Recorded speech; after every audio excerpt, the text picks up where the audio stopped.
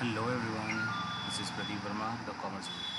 स्वागत है एक बार फिर आप सभी का आपके अपने चैनल कॉमर्स स्टडी जोन में। तो आज अपने अकाउंटेंसी के एग्ज़ाम से एक दिन पहले एक लास्ट वीडियो के साथ आज प्रस्तुत हूँ, जिसमें कि आज हम बात करेंगे दो मुद्दों पर।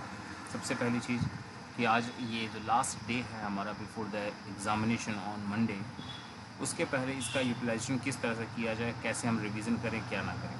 तो what will be the revision plan for the last day, इस पर डिस्कशन होगा। और साथ ही साथ हम बात करेंगे एक उस मुद्दे पर भी जो कि इस बीच में काफ़ी ज़्यादा एक दूसरे के बीच में शेयर हो रहा है एंड उसके ऊपर क्वेश्चंस किए जा रहे हैं, and that is how to tackle with new answer sheet with printed formats. तो जैसा कि आपको पता होगा कि 2 साल पहले CVC ने बोर्ड एग्ज़ाम कंडक्ट कराने के लिए जर्नल लेक्चर के फॉर्मेट को प्रिंट कराकर देने की बात कही थी। तो उस तरह से आएगा या नहीं आएगा, इस पर भी चर्चा करेंगे। और साथ साथ अगर वो आता है तो किस तरह से उसको यूज़ किया जाए, कैसे क्या स्ट्रैटेजी बनाई जाए उसके लिए, उस पर भी बात करेंगे। तो बने रहिए वीडियो के अंत तक। तो ये स्टार्ट करते हैं आज का ये वीडियो।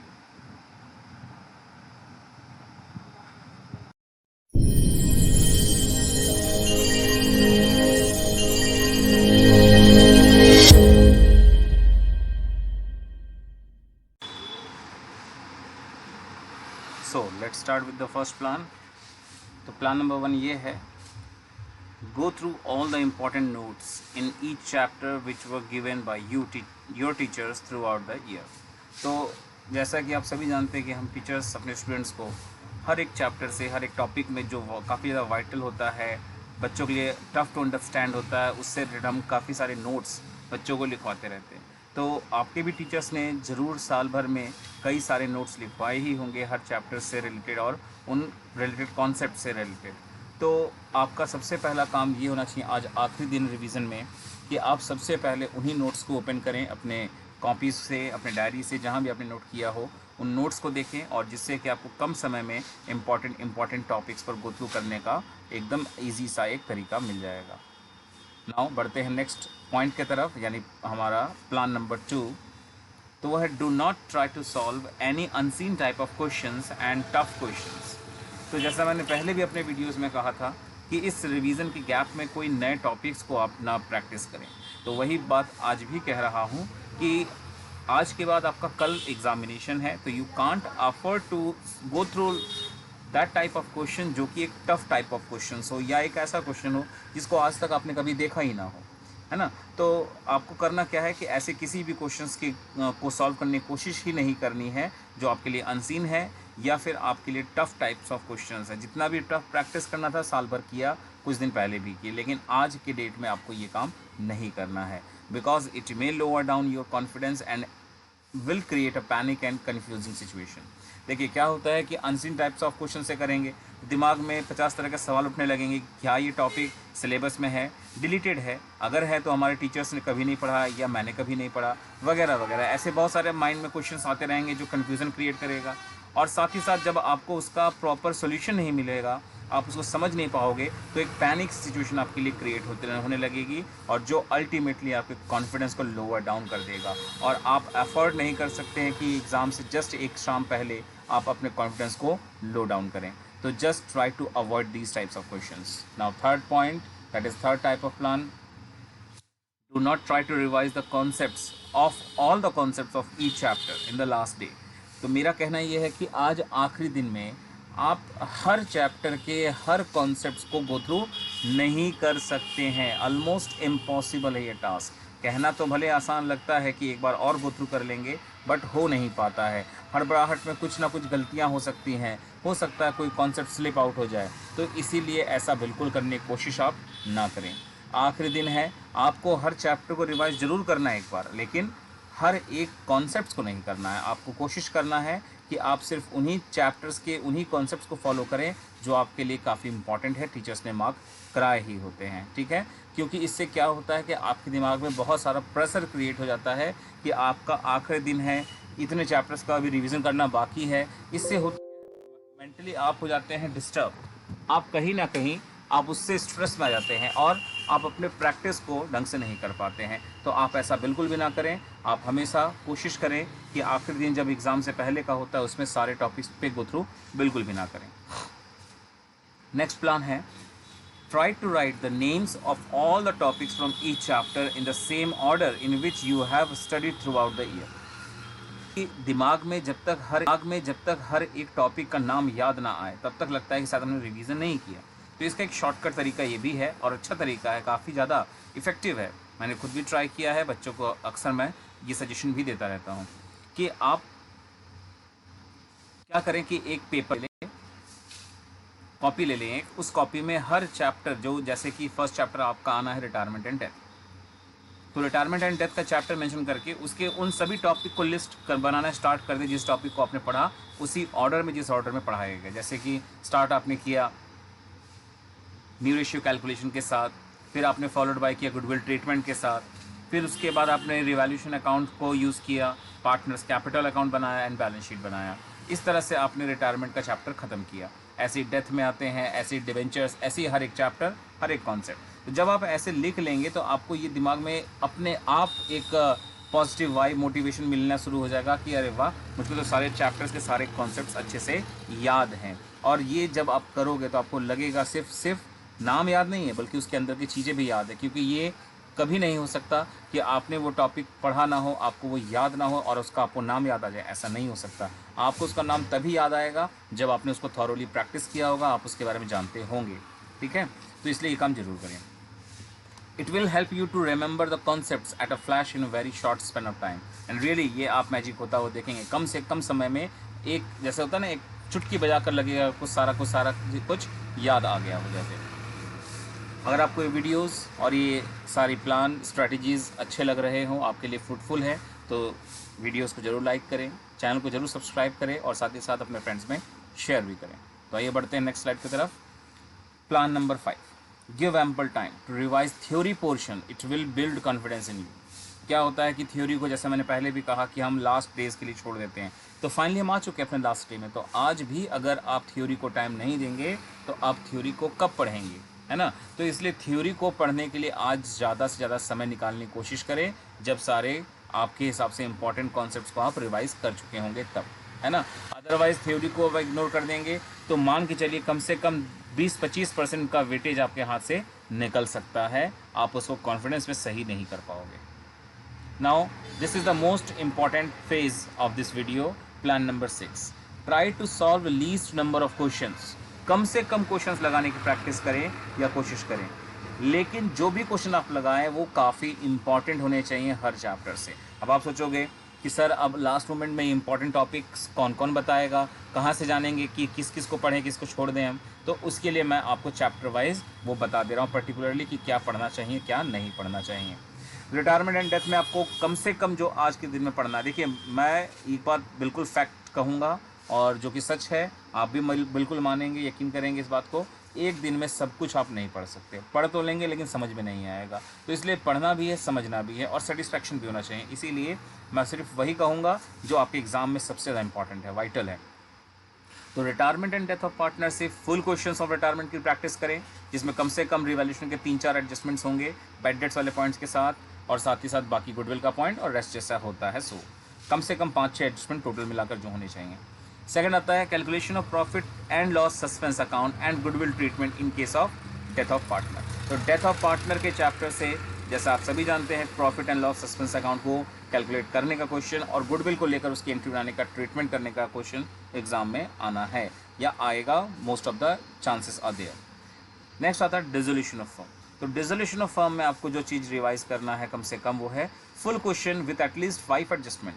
कम से कम 5 एडजस्टमेंट वाले किसी क्वेश्चन को सॉल्व करें, जिसमें कि आपको realisation account, partners loan account, partners capital account and bank account को प्रिपेयर करना है। साथ ही साथ एक क्वेश्चन जरूर लगाएं जर्नल एंट्रीज़ का, जिसमें कम से कम 5 ट्रांजेक्शन्स की जर्नल एंट्रीज बनानी हो। नेक्स्ट चैप्टर है आपका डिवेंचर्स। तो डिवेंचर्स का इशू ऑफ डिवेंचर के चैप्टर से cases for issue and redemption of debenture, जिसमें कि 6 टोटल केसेस दिए गए हैं। Issue at par, issue at premium, then issue at premium, redeemable at par, issue at par, redeemable at premium, ऐसे करके 6 cases बने हैं। तो उन केसेस को एक बार जरूर थॉरोली रिवाइज कर लें आज के डेट में।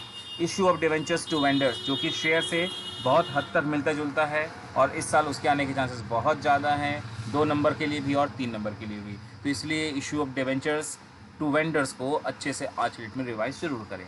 And then writing off losses and discount on issue of debentures. तो डिस्काउंट या loss on issue of debentures का जो अकाउंट होता है उसको within the same year write off करना होता है with the help of capital reserve and securities premium reserve. उसको आप प्रैक्टिस जरूर कर लें। फिर आता है one of the most important topic जो एग्जाम में ऑलमोस्ट आता ही है, आएगा ही आएगा, और वो है comparative and common size statement. तो एक क्वेश्चन कम से कम जरूर लगाए comparative statement of profit and loss का, और एक ही क्वेश्चन कम से कम जरूर लगाए common size statement of profit and loss का, क्योंकि इनमें से एक जरूर आना होगा एग्जाम में आपके, पक्का आएगा।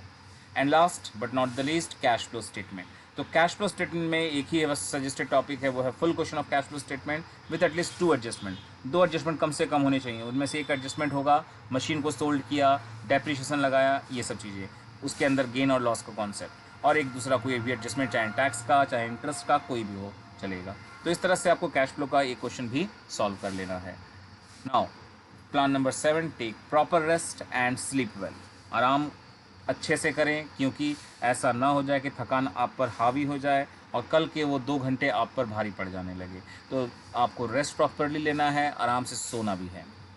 Now point number 8, just remind the things that neither a lot of practice in a single day cannot improve a lot, nor less practice in a single day cannot destroy all your concept। देखिए मेरे point of view है, आप इस बात को माने या ना माने, लेकिन ये बात रियली लाइफ में मैटर करती है, और ये बात मैंने एक्सपीरियंस किया, इसलिए मैं लिख रहा हूँ इस बात को। ना ही एक दिन में आप बहुत सारा प्रैक्टिस कर ले तो वो आपके परफॉर्मेंस को इम्प्रूव नहीं कर सकता, और ना ही एक दिन में कम प्रैक्टिस करने से आपके पिछले पढ़े हुए सारे कॉन्सेप्ट बर्बाद हो सकते हैं। तो इसलिए दिमाग से ये बात बिल्कुल निकाल दें आप कि एक दिन में जादू होने वाला है, कोई मेरेकल नहीं होगा एक दिन में, सिंगल डे में। तो miracle is not done in a single day.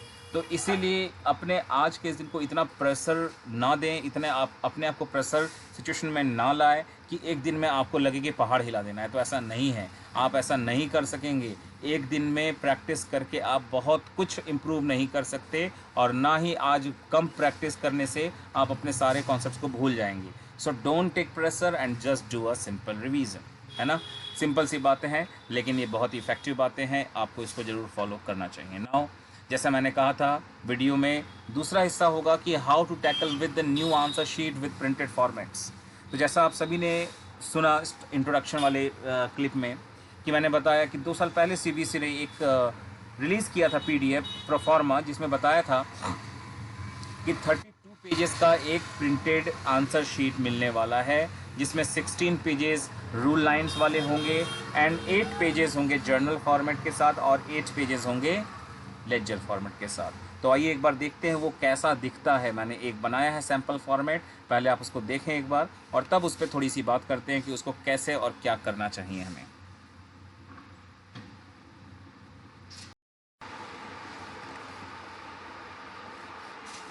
सो देखिए, जैसा मैंने कहा था आपसे कि मैंने एक PDF बनाया है, एक सैम्पल फॉर्मेट ड्रॉ बनाया है आंसर शीट का, जिसमें कि आपको वो फॉर्मेट मिलेंगे जो CBSE अपने आंसर शीट में देने वाली है या नहीं देने वाली है। अभी तो इस पर भी एक बड़ा सवाल है। ठीक है, पहले तो मैं आपको क्लियर कर देना चाहूँगा कि इट इज़ नॉट 100% श्योर कि आपके एग्ज़ाम में इसी टाइप का आंसर शीट मिलेगा।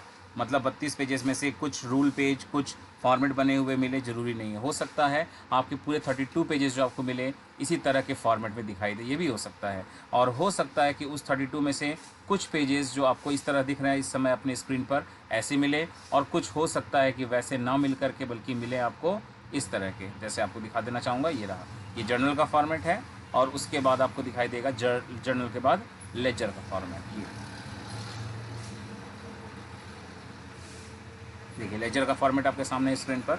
तो इस तरह से आपके आंसर शीट मिलने वाली है, या किस तरह से मिलने वाली, अभी इस पर एक बड़ा ही सवाल जवाब है जो कल आपके एग्ज़ाम में खुद ब खुद क्लियर हो जाएगा जब आपको आंसर शीट मिलेगी। लेकिन अगर आपको इस तरह का ही आंसर शीट मिलता, जैसा अभी आपको मैंने दिखाया कि 32 पेजेस में से 16 पेजेस आपके नॉर्मल लाइनिंग वाले होंगे, एंड देन 8 पेजेस होंगे जर्नल के और 8 पेजेस होंगे लेजर के, तो ऐसे केस में आप अपने आंसर्स को किस तरह से प्लान करेंगे, कहाँ और कौन सा आंसर लिखेंगे।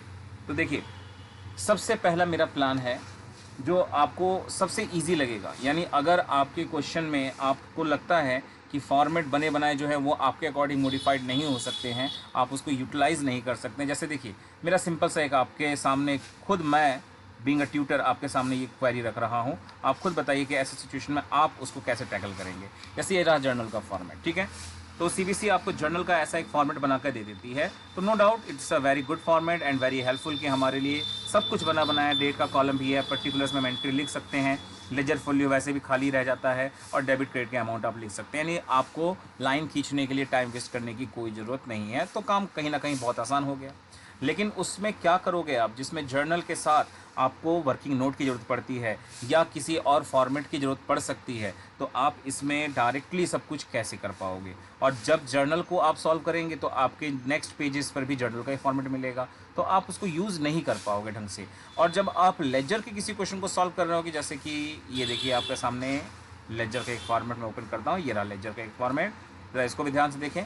यहाँ पे आप अकाउंट का नाम लिख देंगे, ठीक है, ये डेट का कॉलम डेबिट साइड, ये क्रेडिट साइड, ये पर्टिकुलर्स अमाउंट, फिर अगेन डेट पर्टिकुलर अमाउंट, जैसा कि लेजर का फॉर्मेट होता है। अब आप जैसा जानते हैं कि रिवैल्यूएशन अकाउंट, तो रिवैल्यूएशन अकाउंट में हम डेट की जरूरत तो हमको होती नहीं है, तो अननेसेसरी हम इससे कंफ्यूज होने शुरू हो गए। हमने यहाँ लिख तो दिया रिवैल्यूएशन अकाउंट, लेकिन अब हम सोचेंगे कि डेट को क्या करें, तो पहली बात तो डेट को आप खाली छोड़ दीजिए, डेट का आपको कोई काम नहीं है उस जगह। नाउ अब पर्टिकुलर्स और अमाउंट्स को आप डायरेक्टली यूज़ कर सकते हैं, आपका मान लीजिए रिवैल्यूएशन अकाउंट बन गया। लेकिन रिवैल्यूएशन अकाउंट के साथ साथ उसी क्वेश्चन में आपको बोलते हैं पार्टनर्स कैपिटल भी बनाइए, तो चलिए कोई बात नहीं, हम अकाउंट का नेम यहाँ रिवैल्यूएशन तो लिख देंगे, तो मान लीजिए जगह बचा है तो हम यहीं पर एक लाइन खींच देंगे और लाइन खींच के यहाँ लिख देंगे this is partners capital account. लेकिन अब इसको बनाने के बाद आप इस कॉलम को मॉडिफाई कैसे करोगे कि पार्टनर्स कैपिटल बन जाए। लाइक पार्टनर्स 3 है आपके पास, तो ये पर्टिकुलर्स तो ठीक है, नाम बना दिया, ठीक है। अब बात आती है कॉलम को मॉडिफाई करने की, तो कॉलम हमारे पास है कितने। अगेन पार्टनर्स कैपिटल में हमें डेट के कॉलम की ज़रूरत तो है नहीं, तो ये कॉलम और ये कॉलम तो वेस्ट चला जाएगा, है ना। अब रह गया ये पर्टिकुलर्स और ये पर्टिकुलर्स। अब यहाँ पर आपके पास एक अमाउंट के कॉलम है और पार्टनर्स कैपिटल का मतलब है कि कम से कम 2 या 3 पार्टनर्स, है ना। अब रिटायरमेंट का चैप्टर है तो 3 पार्टनर्स लगभग मिलेंगे ही मिलेंगे, तो आप एक लाइन बीच में खींच करके इन दोनों तरफ में 2-2 कॉलम तो बना लेंगे। रह गया एक और कॉलम, तो देखिए आपको मैं खींच कर दिखा दे रहा हूँ, एक कॉलम और। इस तरह से आपके पास पर्टिकुलर थोड़ा सा पतला हो जाएगा, बाकी पार्टनर से कॉलम भी बन जाएंगे 3 अगर आप बना सकेंगे तो, ठीक है। तो इस तरीके से आप इस लेजर के फॉर्मेट को मॉडिफाई कर सकते हैं, रिवैल्यूएशन के लिए, रियलाइजेशन के लिए, पार्टनर्स कैपिटल एंड बाकी सबके लिए भी, है ना। अब आपके मन में आ रहा होगा कि सर ठीक है, रिवैल्यूएशन बन जाएगा या रियलाइजेशन इसमें बन जाएगा, डेट का कॉलम का हम यूज़ लगभग नहीं करेंगे किसी भी क्वेश्चन में, उसका पार्टनर्स कैपिटल का भी फॉर्मेट इसी से हम लोग यूज़ करके बना लेंगे। लेकिन अब इस बीच में कैलकुलेशंस होते हैं, न्यू रेशियो निकाले जाते हैं, वर्किंग नोट करते हैं, वो कहाँ करेंगे। तो देखो ऐसा है बच्चों की, अगर हम वर्किंग नोट बनाने की बात करें तो वर्किंग नोट हम यहाँ भी बना सकते हैं, यहाँ ऐसे ही फॉर्मेट के बीचों बीच वर्किंग नोट लिख देंगे और यहाँ पर जो सॉल्व करना है, जैसे सॉल्व करना करते जाएंगे, क्या दिक्कत है उसमें। तो वर्किंग नोट हम यहाँ भी सॉल्व कर सकते हैं जैसे हमें ज़रूरत है। नाउ नेक्स्ट पॉइंट आता है कि बैलेंस शीट अगर बनाना है किसी क्वेश्चन में, क्योंकि रिवैल्यूएशन के बाद पार्टनर्स कैपिटल है, पार्टनर्स कैपिटल के बाद बैलेंस शीट है, तो बैलेंस शीट तो कोई अकाउंट है नहीं, ना ही कोई जर्नल है, तो वो कहाँ बनाएंगे। तो पहली बात अब ये कह सकते हैं कि सीबीएसई ने जो ये फॉर्मेट बना कर दिया है, तो अपने आप में ये एक दुविधा का तो विषय बना ही दिया है, तो इसके वे आउट हम निकालने की कोशिश बस कर रहे हैं। तो हम क्या करेंगे ऐसे केस में, इस अकाउंट को यहाँ से डिलीट कर देंगे, मतलब डिलीट क्या, उसको क्रॉस लगा देंगे कि ये अकाउंट नहीं है कोई, और ऊपर यहाँ लिख देंगे बैलेंस शीट, ठीक है। तो हमने बैलेंस शीट ऊपर लिख दिया, अगेन उसमें डेट की कॉलम की कोई ज़रूरत नहीं होगी, पर्टिकुलर्स को काटेंगे, काट करके यहाँ पे मॉडिफाई करके लायबिलिटीज़ लिख देंगे, यहाँ भी पर्टिकुलर्स काटेंगे, यहाँ एसेट्स लिख देंगे, बस उसके बैलेंस शीट जैसे बनाते हैं वैसे बना लिया जाएगा। तो इस तरह से आपको मैक्सिमम क्वेश्चंस में फॉर्मेट को मॉडिफाई करना पड़ेगा, ये एक सच है। नाउ अब बात करते हैं जर्नल, ये हो गया लेजर और जर्नल, हाँ ठीक है। तो इस तरह से हो गया आपके जर्नल का इस्तेमाल, आपके लेजर का इस्तेमाल। अब बात करते हैं कि एक लास्ट ऑप्शन भी है जो थोड़ा सा रिस्की है, थोड़ा अजीब लग सकता है, लेकिन काफ़ी कारगर भी होगा। ये देखिए, जैसे ये आपके सामने इस समय पेज है, ये सिर्फ लाइनिंग वाले पेजेस है ना, और ये टोटल 16 पेजेस आपको मिल सकते हैं। यानी अगर आपको प्रिंटेड फॉर्मेट वाले आंसर शीट मिलेंगे तो 16 पेजेस आपको लाइनिंग वाले भी मिलेंगे। और आप सभी ने अपने अपने प्री बोर्ड को अटेम्प्ट किया होगा अपने अपने स्कूलों में, तो लगभग 12-15 पन्नों में आपका पूरा पेपर अटेम्प्ट हो भी जाता होगा, है ना। तो 12 क्वेश्चन को करने के लिए 16 पेजेस अपने आप में कम नहीं है, बहुत हैं। तो 16 पेजेस का यूज़ करके अपना पेपर हम चाहें तो आराम से अटेंड कर सकते हैं इसी पूरे सेक्शन में। तो हम इसी लाइन वाले पेजेस का 1 से लेकर 16 जो पेजेस हमें मिले होंगे, इसी को यूज़ करके अपने क्वेश्चन नंबर 1 से लेकर क्वेश्चन नंबर 12वें तक सारे क्वेश्चन को इसी में सॉल्व कर सकते हैं ईजीली। और अगर ऐसा भी हुआ कि पेपर्स ख़त्म हो गए, 16 पेजेस ख़त्म हो गए, लेकिन हमारा पूरा पेपर नहीं हो पाया, 2 या 4 पेजेस की कमी हो रही है, और अभी आपके पास पेपर का दूसरा वाला 16 पेज बचा हुआ है जिसमें जर्नल है और लेजर का फॉर्मेट बना है, बट आप उसको यूज़ नहीं करना चाहते, तो आप एक ऑप्शन और भी कर सकते हैं, वो ये कि बी सीट का ऑप्शन आपके पास अवेलेबल है। आप सप्लीमेंट्री शीट इशू कराइए, और सप्लीमेंट्री शीट सीबीसी कैसे देगी ये अभी कहीं भी तय नहीं है, और आप अंदाज़ा लगा सकते हैं कि सप्लीमेंट्री शीट मिलेगा तो वो ऐसा ही मिलेगा। तो 16 पेजेस आपने इसको यूज़ करके बना लिया, और बाकी जो 2-4 पेजेस कम पड़ रहे होंगे तो उस सप्लीमेंट्री शीट में उसको भी इस्तेमाल कर लीजिए। मतलब मेरा सजेशन लास्ट ऑफ ऑल यही है कि अगर आपको जर्नल और लेजर के फॉर्मेट को यूज़ करके बनाने में प्रॉब्लम्स आ रही हैं, तो आप सिर्फ और सिर्फ इस लाइन वाले पेजेस को ही यूज़ करिए, कम पढ़ने पर सप्लीमेंट्री शीट को लेकर उसको भी यूज़ कर लीजिए, और उसके बाद आप उसको सॉल्व कर लीजिए। अब इसमें भी कई लोग सवाल उठाएंगे कि सर क्या ब्लैंक पेजेस को छोड़ना उचित होगा, उसके लिए मार्क्स कटेंगे कि नहीं। तो आप जानते हो सीबीएसई ने अपने इतिहास में ऐसा कभी नहीं किया है कि थ्योरी पेपर में माइनस मार्किंग रखा हो, ये कभी नहीं हुआ। बच्चों के फेवर में ही हर बार फैसले लिए जाते हैं। हाँ, सीबीएसई कहती है कि हर पेपर, हर क्वेश्चन का हर एक पार्ट एक जगह अटैम्प्ट करें, ठीक है। हर एक पार्ट का मतलब मेरा है कि revaluation account, partners capital and balance sheet एक साथ एक जगह अटैम्प्ट करें। तो मान लेते हैं कि किसी क्वेश्चन में जर्नल भी बनाना है, लेजर बनाना है, सब कुछ बनाना है, तो कैसे काम चल पाएगा, कैसे एक जगह होगा। तो कोई बच्चा कहेगा कि सर ऐसा करते हैं, हम यहाँ पे क्वेश्चन नंबर लिख करके यहाँ उसका वर्किंग नोट बना लेंगे लाइन वाले पेजेस पर। जर्नल बनाना होगा तो यहाँ उसका पेज नंबर लिख के क्वेश्चन नंबर लिख के जर्नल बना लेंगे। लेजर बनाना होगा तो लेजर वाले फॉर्मेट में चले आएंगे, यहाँ उसका क्वेश्चन नंबर लिख के बना लेंगे, मतलब 3 टुकड़ों में। तो देखा जाए तो सीबीएसई इस पर नंबर तो नहीं काटेगी, लेकिन चेक करने वाले के लिए प्रॉब्लम्स तो बहुत सारी होने वाली है। तो इसीलिए सीबीएसई अंत में करेगी क्या, ये कुछ भी नहीं मालूम। अगर आपको नॉर्मल शीट्स मिल जाते हैं तब तो सब कुछ वेल एंड गुड है, कोई ज़्यादा प्रॉब्लम की बात ही नहीं है। लेकिन अगर ये प्रिंटेड फॉर्मेट के साथ आ जाता है तो आपको 2 चीज़ तय कर लेना है। पहला, या तो आप फॉर्मेट को मॉडिफाई करके अपने क्वेश्चन को सॉल्व करिए एट अ प्लेस, बिखरा के मत सॉल्व करिए, मेरा यही सजेशन रहेगा। और दूसरा, जो कि थोड़ा सा अजीब लगे सुनने में, लेकिन यही कहूँगा, जितने फॉर्मेट प्रिंटेड हैं उन सबको छोड़ दीजिए, लाइनिंग वाले पेजेस को यूज़ करिए, और कम पढ़ने पर सप्लीमेंट्री शीट इशू कराकर उसको यूज़ करके अपना पेपर ख़त्म करिए। इस तरह से आप अपने पेपर को सॉल्व कर सकते हैं।